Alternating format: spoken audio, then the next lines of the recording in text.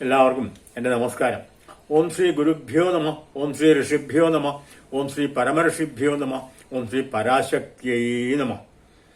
ഋഗ്വേദം 1-ാം അധ്യായത്തിൽ 162-ാമത്തെ മന്ത്രമാണ് പറയാൻ വേണ്ടി പോകുന്നത്. ഉപനസുതമാഗഹി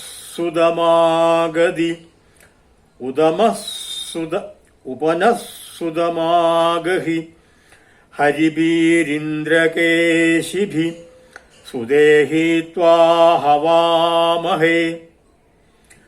ഉപനസുതമാഗഹി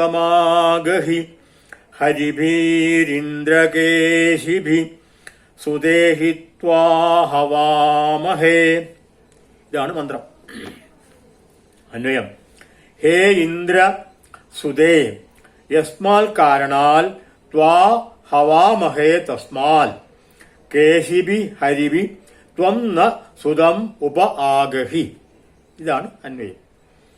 സുതേ, അഭിഷുതം ചെയ്ത സോമരസം നിമിത്തമായിട്ട് ത്വാം ഹവാമഹേ, ഞങ്ങൾ അങ്ങയെ ആഹ്വാനം ചെയ്യുന്നു. അല്ലയോ ഇന്ദ്രദേവ, സോമരസം യാഗവേദിയിൽ പ്രതിഷ്ഠിച്ച് ഞങ്ങൾ അങ്ങയെ യാഗവേദിയിലേക്ക് ആഹ്വാനം ചെയ്യുന്നു.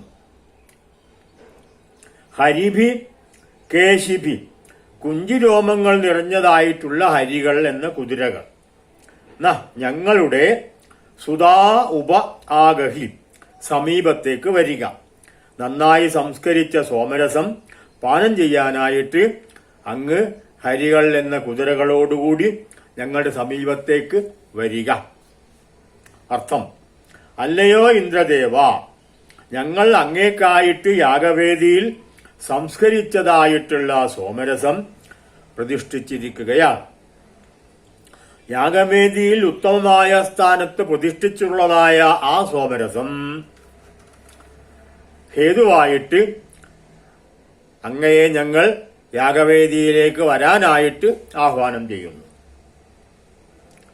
അതുകൊണ്ട് അങ്ങ് കുഞ്ചിരോമങ്ങൾ നിറഞ്ഞിട്ടുള്ളതായ ഹരികൾ എന്ന കുതിരകളോടുകൂടി തേരിൽ ആസനസ്ഥനായിട്ട് സംസ്കരിച്ച സോമരസം പാനം ചെയ്യാൻ ഞങ്ങളുടെ യാഗവേദിയിലേക്ക് പുറപ്പെട്ടാലും എന്നാണ് ഈ മന്ത്രത്തിന്റെ സാരം. ഈ രംഗം ഇവിടെ അവസാനിക്കുന്നു. വീണ്ടും കാണാം. നമസ്കാരം.